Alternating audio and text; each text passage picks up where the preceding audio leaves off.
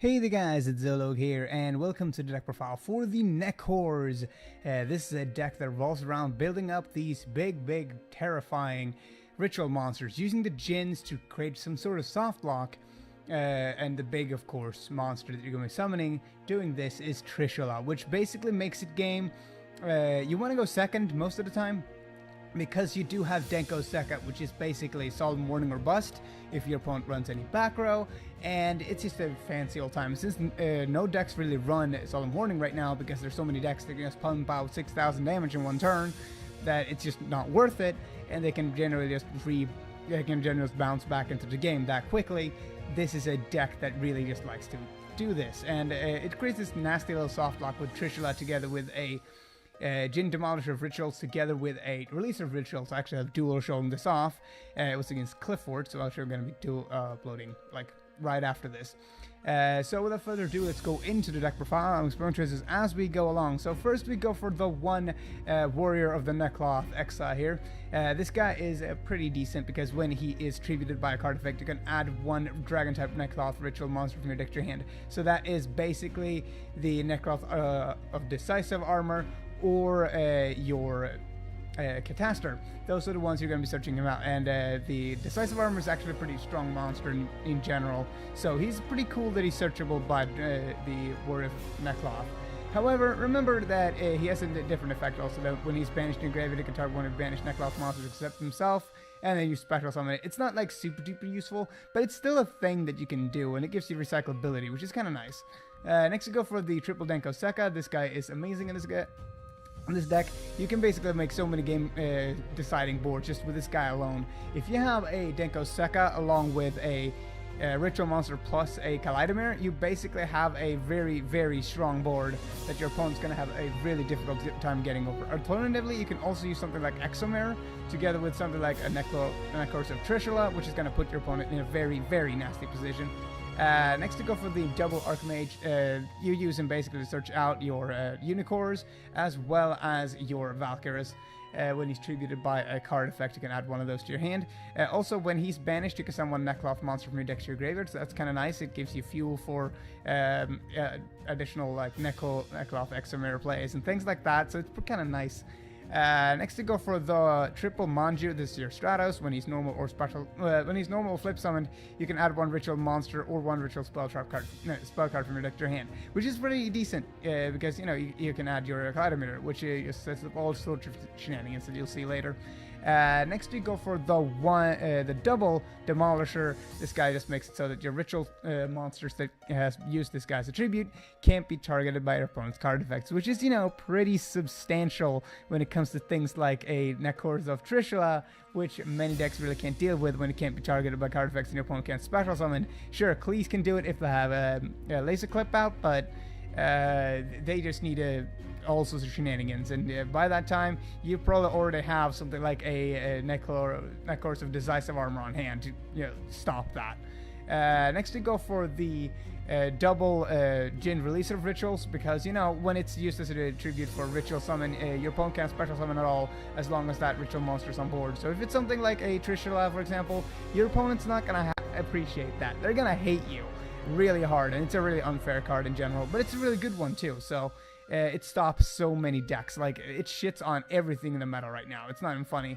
Next to go for the Shrit, triple of that, because when it's tributed, you can add one warrior type Nekroz monster from your deck to your hand. It's ritual, so that means your Brionx as well as your Trishas are going to go straight to your hand. Next to go for the one Decisive Armor. This guy is basically a Kalut / Crane. For the deck, you basically drop him whenever a Nekroz monster is fighting, and it gains 1,000 attack and defense until the end of the turn, which is pretty cool. And when he's on board, he has another effect, but you don't really want to use that too much. But once you do get him out, though, that's a pretty hefty monster you're going to have on board. Next to go for the triple Nekroz of Trishula. This guy is amazing because, he's a protection card, as well as the fact that when he's special summoned, ritual summoned, you can target one card your opponent controls, one random card in their hand, and one card in their graveyard, and banish all three. Now remember that this effect can only go off if there is a legit target for each part of the attack, for each part of the effect, like one card on field, one card in hand, one card in grave. it has to be. It's not like up to. It has to be exactly that. So if one of them is missing, if your opponent has no cards in their graveyard or no cards in the field, you can't activate this effect, which is really sad. And I noticed that during my first duel with this deck. I haven't dueled a whole lot with this. I only had like one practice duel, but I won that one against Cliff, so it's pretty cool. Next to go for the one Valkyrus. This guy's for recyclability as well as cycling cards. Well, actually, just cycling out cards and just getting a lot of searches on it, which is kind of stupid, just how good this guy is. He's not as good as Trishula or Brio by any stretch, but he's still a nice card to have, and besides, he's searchable Dark Mage, so it's pretty cool. Next to go for the triple Brio, when you discard, you can discard this guy to search out any of your ritual Nekrozes, which is really, really good. And on top of things, you use him for a really stupid combo together with Kaleidomirror. Should have two of these guys on your hand. Next to go for the one Cataster. This guy is just to get rid of anything that's extract based that isn't a construct, basically, that you really need to run over. Something that you just really put a damper on your day.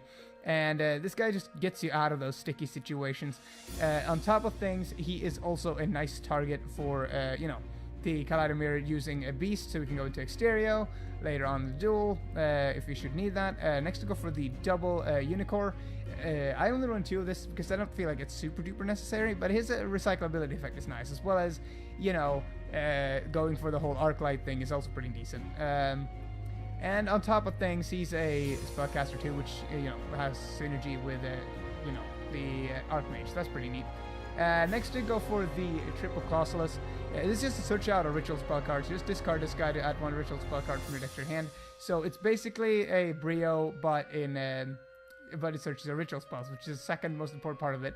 Then we run one Miracle Synchro Fusion for Exterio. This guy is a beast, and he just wrecks house in general.